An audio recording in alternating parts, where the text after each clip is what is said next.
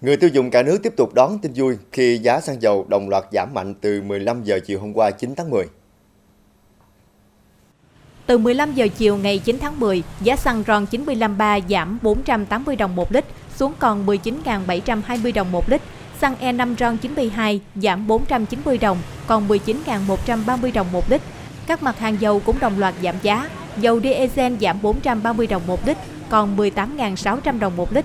Dầu hỏa giảm 570 đồng một lít, còn 18.430 đồng một lít. Dầu ma rút giảm 570 đồng một ký, còn 14.800 đồng một ký. Đây là lần điều chỉnh thứ 42 trong năm nay. Theo Bộ Công Thương, giá nhiên liệu thế giới tuần qua giảm do OPEC cộng tăng sản lượng thấp hơn dự kiến và nhu cầu dầu toàn cầu có xu hướng chậm lại.